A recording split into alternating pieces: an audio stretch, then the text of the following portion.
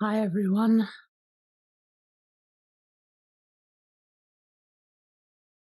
Happy almost New Year. Not quite there yet, which I think is quite interesting, actually, but we're somewhere sort of staggering up to the gate, I suppose, whatever that might mean to you. But thanks for being here. I was thinking this morning, it's nice to share beginnings and endings.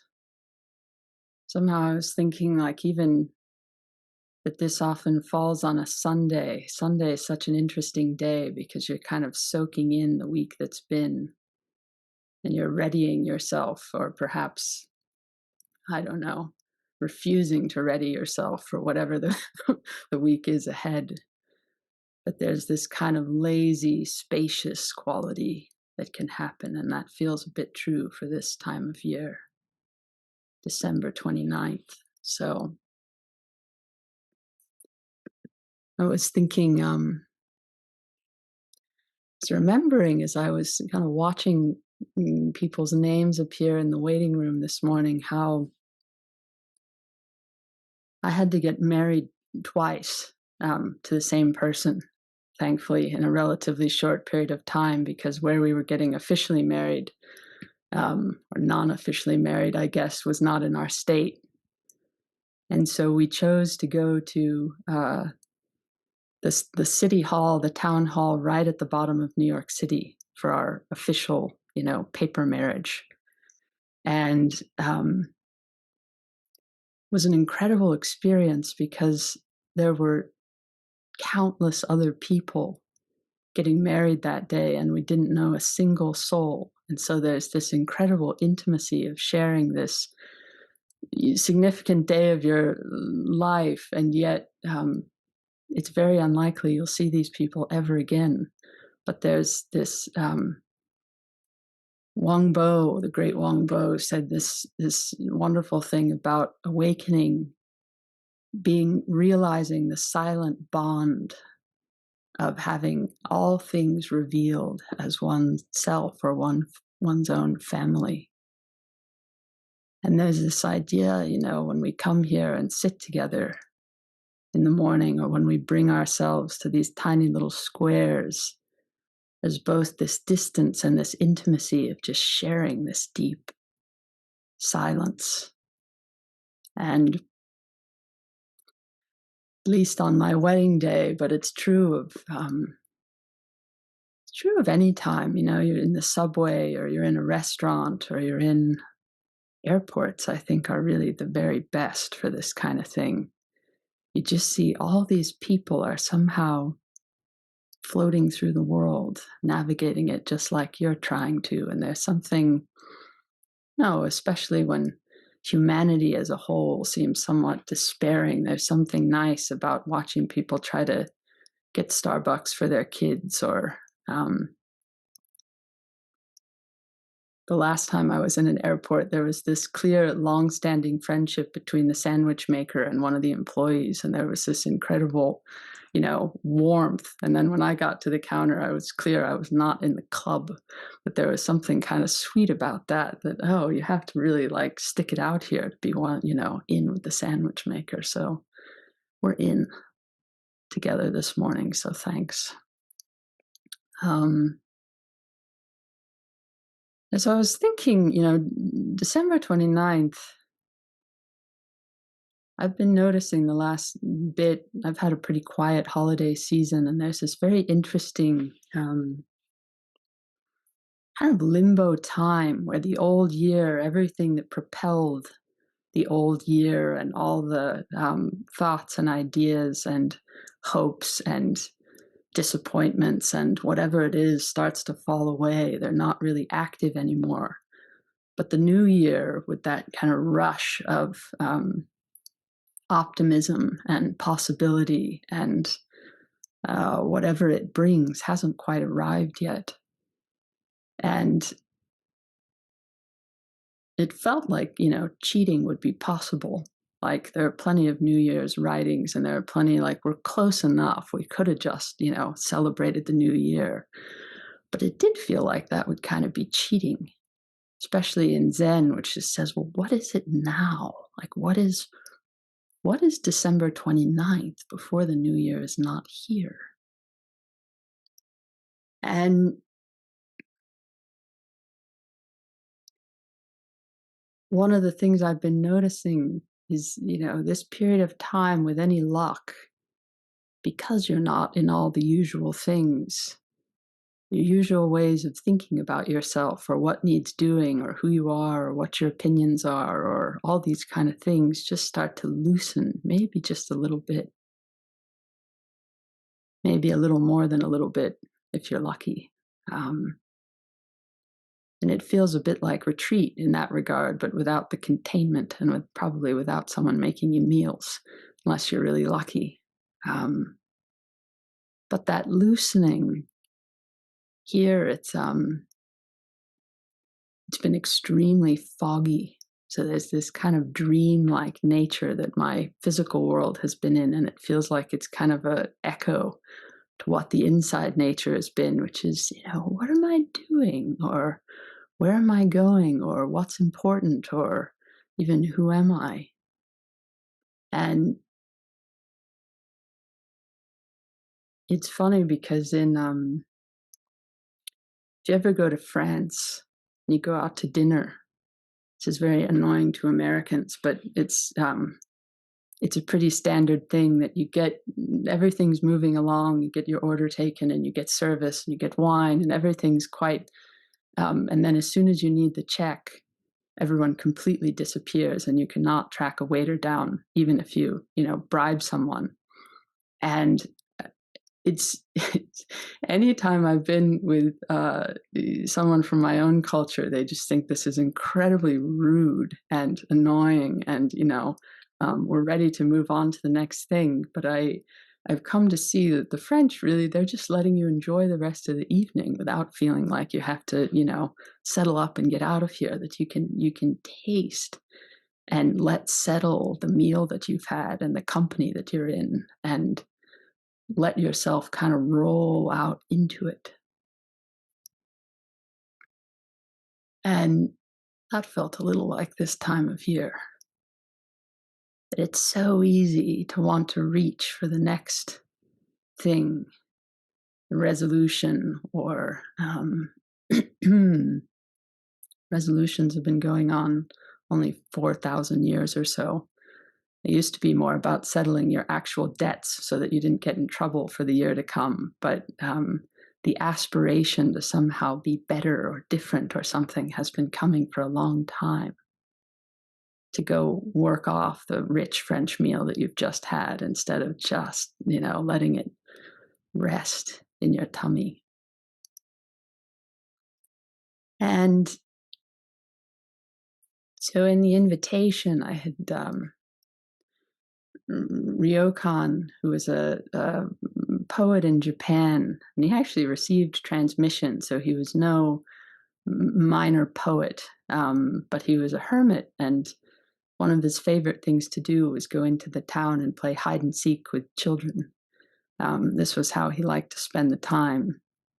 But the piece that I put in the invitation, I'm going to read one more time just because it's been keeping me very good company the last while. He says, "When all thoughts are exhausted, I slip into the woods and gather a pile of shepherd's purse. Like the little stream making its way through the mossy crevices, I too quietly turn clear and transparent." It's such a beautiful image to think of oneself as being clear and transparent, not quite as not quite so many sharp edges or certainties or dense passages of being anything in particular. There's a kind of flow and translucence of one's own being that starts to stretch into everything else. And it's interesting, I was talking with a friend about how at first that can feel like loss or like being lost. It's some part of what I think I know about myself or my life or being with other people or starts to slip away, and there's such an urgency to want to fill it or grab with something. But to really let oneself feel the vacancy or feel the space of openness that the year or the regime or the relationship or, I don't know, even one's opinions about the world, that there's a space that's been left to really feel it, is both, I think, a deep and beautiful part of practice, but it's intensely alive. And the poet Seamus Heaney has a beautiful set of pieces about this that he wrote after the passing of his mother and the loss of a tree. And it's called Clearances. I'm going to read you a couple passages of it. But what he said about these pieces was that if you've ever been in the room or in the presence of, say, when a great tree falls or a person passes away or some great change happens, and I think it can be great or subtle, but that there's a physical, palpable change that washes over the room and the psyches in it, and to really let oneself regard or include or respond to that change is it's a beautiful thing. So I'm going to read you a couple of these passages. The first one of the things that seems to arise in those spaces is memory. And this is number 3, there are 8. But there's a tenderness in that memory that even kind of precedes the grief that may follow or the uncertainty that may follow. This is talking about his mother. He says, when all the others were away at Mass, I was all hers as we peeled potatoes. They broke the silence, let fall one by one like solder weeping off soldering iron. Cold comforts set between us, things to share gleaming in a bucket of clean water. And again let fall. Little pleasant splashes from each other's work would bring us to our senses. So while the parish priest at her bedside went hammer and tongs at the prayers for the dying, and some were responding and some crying, I remembered her head bent toward my head, her breath in mine, our fluent dipping knives, never closer the whole rest of our lives. That's part of feeling that space, the memories that surface, and the kind of tenderness of realizing, I think, even in a tough year or a tough life, what we've had so much. And that space, I think, no, lets it rise to meet us in some way. There's one more about his mother, and then there's one about a tree. He says, in the last minutes, he said more to her almost than in their whole life together. You'll be in New Row on Monday night, and I'll come up for you, and you'll be glad when I walk in the door. Isn't that right? His head was bent down to her propped-up head. She could not hear, but we were overjoyed. He called her good and girl, and then she was dead. The searching for a pulse beat was abandoned, and we all knew one thing by being there. The space we stood around had been emptied into us to keep. It penetrated clearances that suddenly stood open. High cries were felled, and a pure change happened.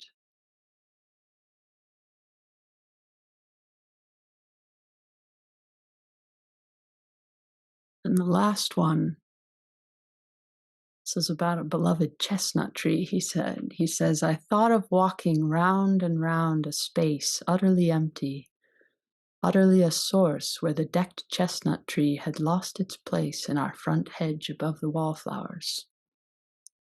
The white chips jumped and skidded high. I heard the hatchet's differentiated, accurate cut, the crack, the sigh, and the collapse of what luxuriated through the shocked tips and wreckage of it all.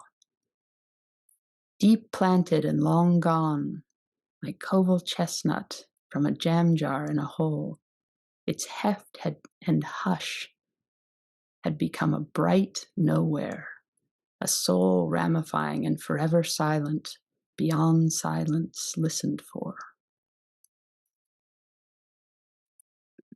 You can feel it in Heaney, this incredible reverence and tenderness for the space that opens in us when something changes or departs.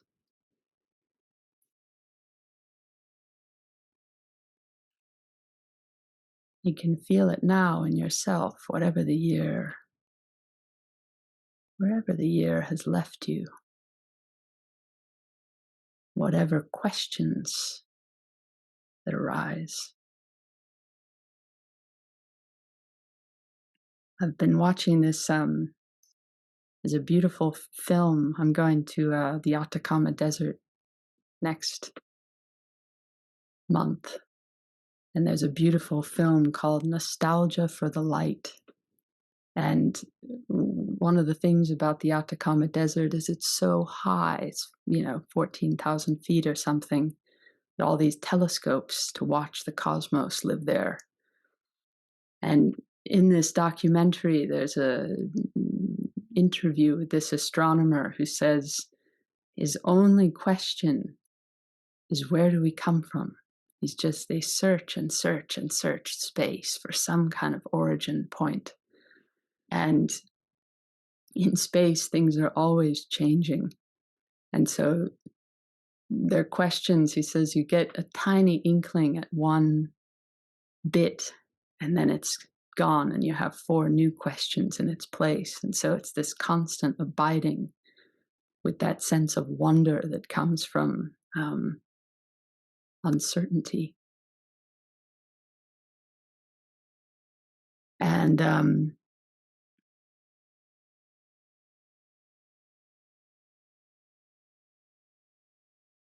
I was talking to a friend who spent Christmas with us.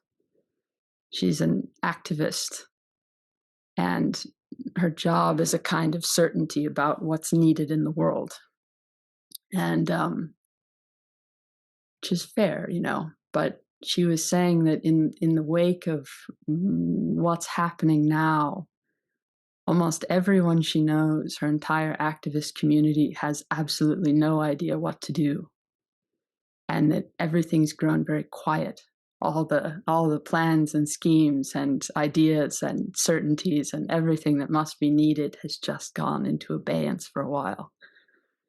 And it felt to me a lot like that space that Heaney speaks of, that to really feel that something new becomes possible, to really let wash away whatever's been and feel the emptiness that it leaves, or the allows for something. And really, I suppose that's kind of what meditation is, just tending to that space without too many ideas about it. And I, this morning when I woke up, there's a case in the Book of Serenity. It's called Daizang Planting the Fields. And I'm going to read it to you because the beginning even felt, says, scholars plow with the pen, orators plow with the tongue. We patched-robed monks lazily watch a white ox on an open ground, not paying attention to the rootless, auspicious grass. How to pass the days? If we're not really doing anything, how do we pass the days? And the case is called Daizang Saves the World. Always sounds like a good idea, doesn't it? He gets visited by another master, and he asks Jishuan, Where do you come from? Which is always a dangerous question in Zen, because if you try to give an emptiness response, you usually get thwacked.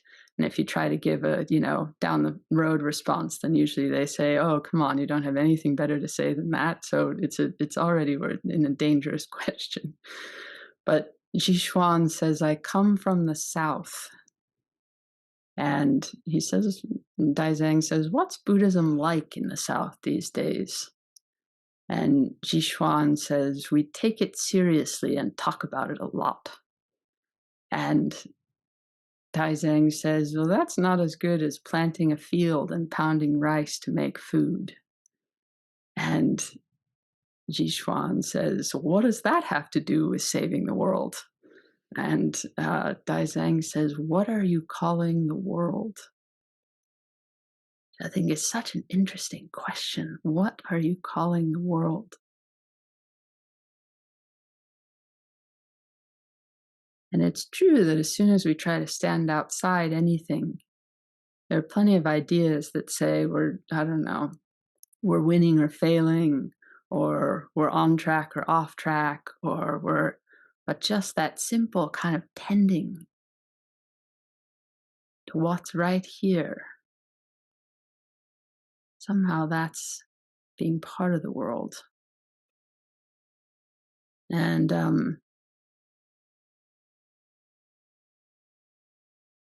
the abstract is always kind of I don't know, interesting but dangerous territory. I came across an article in the New Yorker recently that was that if things weren't bad enough, if the world wasn't in enough trouble, that the rings of Saturn might be disappearing. This is what this person said, and that they're disappearing at an alarming rate of maybe 100 million years. And but that the whole point was that we might get a glimpse of what that's like in the next couple of years, because there's going to be a particular shadow that makes it so that we may not be able to see the rings. And the person writing it was difficult to tell whether facetiously or not, was saying, we already don't have enough to count on, and now this. And I it gave me that sense of, well, what do you call the world? Are we really like Saturn is likely going to be Saturn? Wars are likely going to be wars. Love is likely going to be love. Loss is likely going to be loss. That there's this sense of, you see it running so much through our tradition, that if I just tend to my own life, I just tend to my planting the fields and pounding the rice, it somehow the world just begins to take care of itself. I'm not so worried about everything going so wrong all the time, or making resolutions about what needs to be done or different. And Soa Nakagawa, who was one of the first teachers who brought Zen here, was in a very deep period of practice around World War II. And it was his very ascetic period, and you can tell he has a great kind of set of writings that he was doing during the time, kind of haiku and journals. And it wasn't that it wasn't troubling what was happening to him, but there was this sense of letting the world be itself and just tending to his practice. And there are times when bombs are falling, and there are times when relief is coming, and there are times when a GI is suddenly showing up in their zendo, and there are times when like everything is allowed and everything is somehow included. And he has a couple of things back to back. He said, "News of a victorious battle. I just shuffle along in the mud at this spring temple." And shortly after, this is a year later, he says, "News of a disastrous battle. I just shuffle along in the mud at this spring temple." And so there's this capacity for inclusion He says, middle of the day Rahatsu, sitting with us, a GI. And to follow his verses during this time, just see when you find that space, when you're comfortable with whatever that space is, however it appears in you, then anything is allowed. There's room for absolutely anything to appear. The hermit Stonehouse said, I'm a poor but happy follower of the way. Whatever happens takes care of my needs. Last night the west wind blew down an old tree. At daybreak firewood covered the ground. Wind-blown white silk wreathed the red scarps. Dewdrop pearls adorned the green cliffs. My survival has always depended on what's present. Why tire myself out making plans?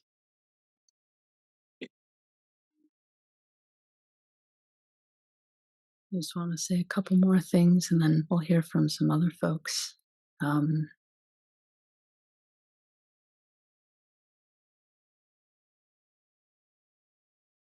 Yes, just that washing away that happens at the end of something. Whatever certainties, whatever ideas, whatever anything, any kind of solidity that obscures that clear and transparent moving of things. That washing away, that feeling into the space that emerges is what allows for something truly new and fresh to appear. And you can tell for the hermits, they didn't ever hold on to anything. And so that was just their way of life. They maybe had a little bowl that occasionally had rice if they were lucky, and occasionally had firewood if a tree had fallen. But there was this dependence on the Tao and the movement of things. And our lives are a wee bit more protected than that. But there's that hermit side of everything that just isn't so sure what might appear or what it might be good for. And there's just a couple little stories about Ryokan I want to tell you.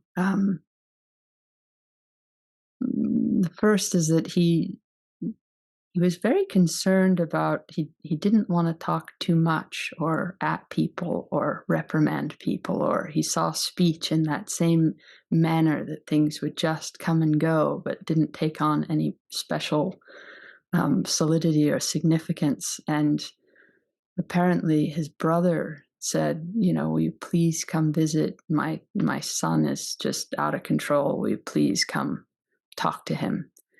And Ryokan came to stay, but the time came and went, and no sermon or reprimand or pleading or any kind of you need to shape up happened. But when he was leaving, the boy was helping him lace up his sandals, and apparently the boy just felt a warm tear fall on the sandals, and he looked up and he just saw tears in his uncle's eyes, and nothing else was said. But apparently then the kid started shaping up.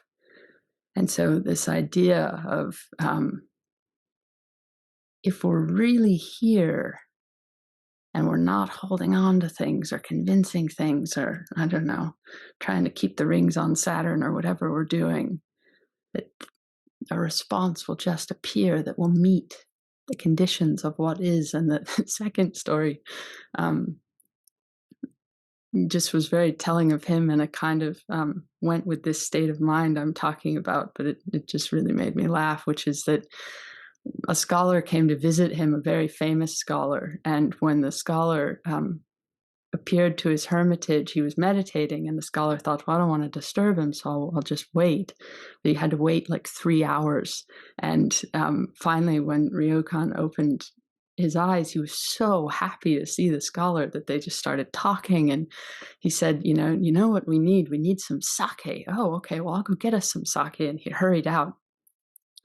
And time goes by again, and the scholar is just waiting and waiting, and he thinks, well, maybe I should go see what happened.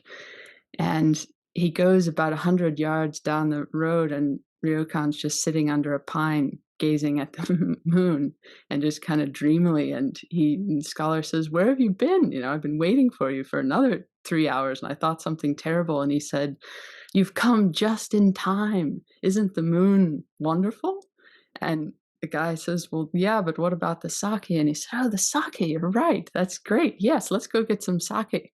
And be easy to think he's just, absent-minded, which he kind of was. But there's this way of being absent-minded that gives way for just whatever might be here. And so let's see what else is here. Let's see who's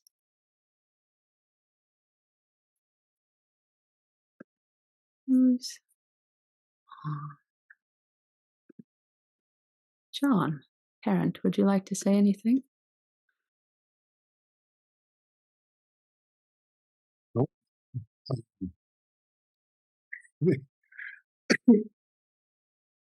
I was looking at the moon. uh, yeah, I've been listening to the set. It's raining here a lot, and I've just been noticing how good it is just to listen to the sound of the rain. And when I'm in bed, I can hear the rain, and I feel like you know I'm on a journey too through the sound of the rain. So that's kind of what I'm. That's what's in my heart. So thank you. Odd. Geist. You want to say anything?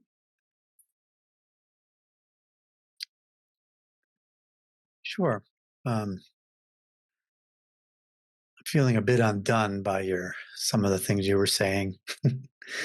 The being in the room when somebody dies immediately brought to mind Clark from a couple of weeks ago. My wife and I and Bella my other dog Bella were all in the room, and it was a very, very sharp, almost physical change that I felt at the time. And, an immediate sort of reaction by my body and my mind to try to hold it off and to change it in some way. And of course, that doesn't work, but just feeling that again, I feel that like I kind of, when you said that, I kind of, just to remember seeing him take his last breath and just that feeling of, you know, um,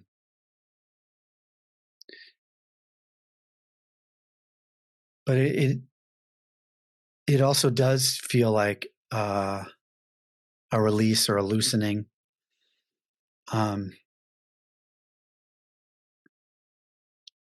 At first it feels like maybe your life I felt like maybe my life would be less because he was no longer there, right? But life does have a way of kind of filling in the spaces, and I've noticed that, um, uh, even Bella, our other dog, kind of experienced this, I think, in some way. She's never barked.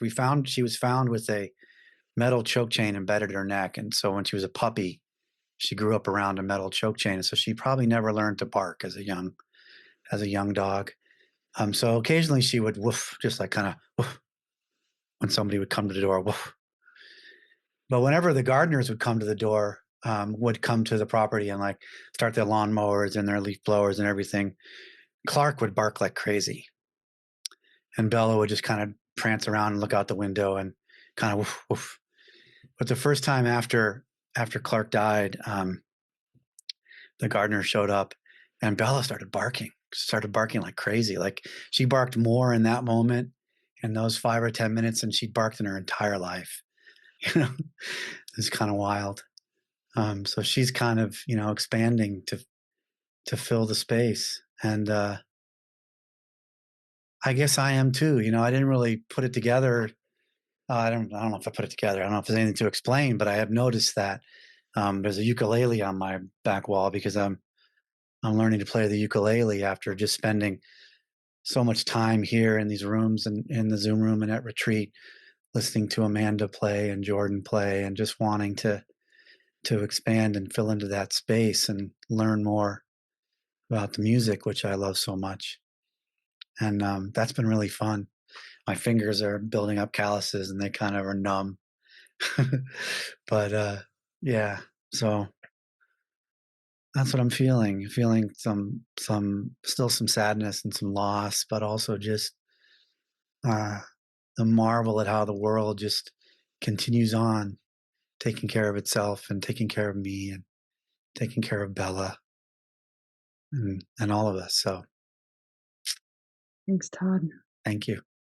That's such an interesting, well, dangerous to hang out around here. People do end up with instruments. Someone, I won't say who, ended up with a very large gong recently and is deeply in love with said very large gong and its secrets, learning about it. So it seems these things get contagious. But it's interesting what you're saying about it's that not that being not fixed. Like that's a thing with cats and with humans too, that when the roles change, that when a space opens up, that everything moves, whether it's barking or I don't know, becoming playful when one wasn't, or becoming whatever, or meeting a new person and seeing some new part of you arise in response to them, or that we're full of, I don't know, we're full of surprises, as it turns out. Allison Atwill, would you like to say anything? Well, I was very struck by something you said early on in the program, where you were talking about the clarity and the clear, transparent field, and how it can be experienced as loss, and also that people can start to feel afraid and that they're losing something that they need. There's almost a feeling of like walking outside and suddenly you're exposed. Also, there's a feeling of being exposed, which can feel, I think that's that feeling of that I no longer have the protection of my certainty, my views about how it should be, how I should be, how the world should be.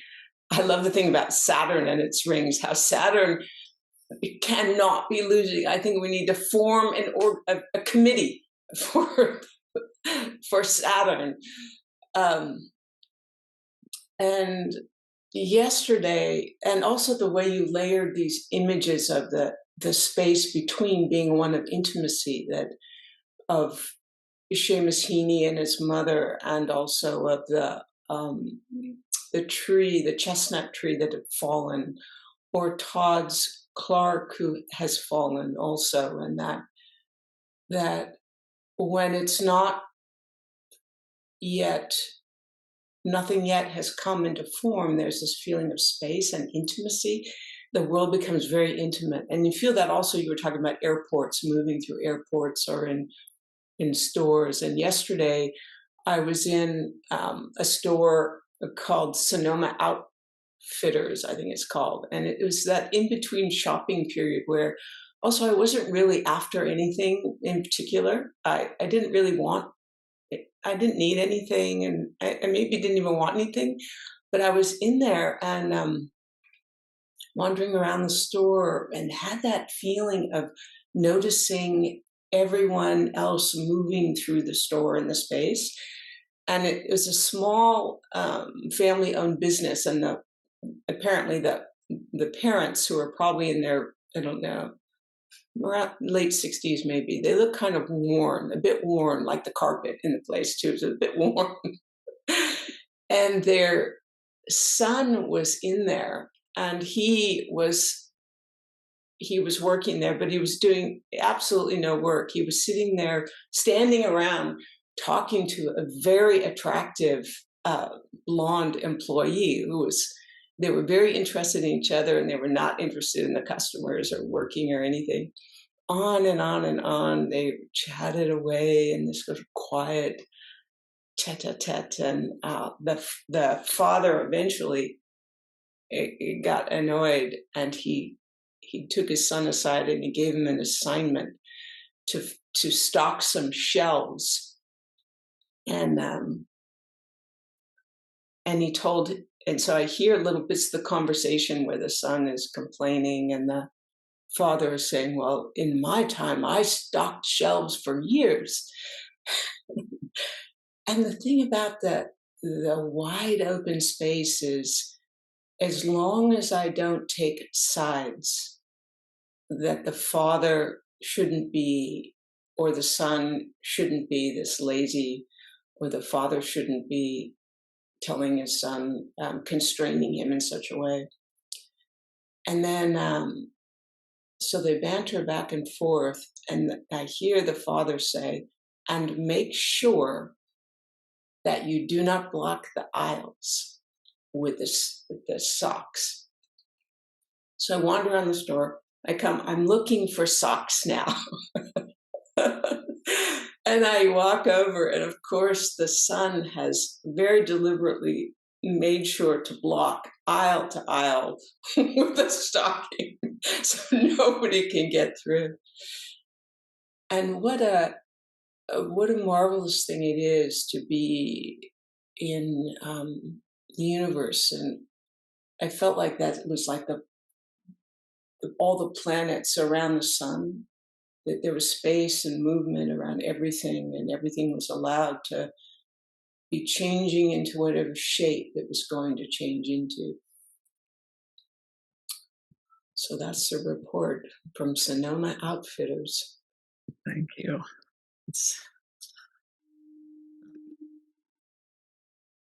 Michelle Riddle, you have anything you'd like to say before we have some vows? Mm-hmm. Thanks. Just, I've been sitting here with what Todd said, and what I thought was a lovely description of things being shaped by circumstances, and how easy it is to think that that's a real thing, but it's not. The essence of everything is unlimited. And so we see things as fixed things, and in a way they are, but when you see how circumstances changing allow for different possibilities, it touches into the unlimited possibilities that we all are. So I don't know, I'm sitting with that and really touched. Thanks. A cold night, sitting alone in my empty room, filled only with incense smoke. Outside, a bamboo grove of 100 trees. On the bed, several volumes of poetry. The moon shines from atop of the window, and the entire neighborhood is still, except for the cry of the insects. Looking at this scene, limitless feeling, but not one word.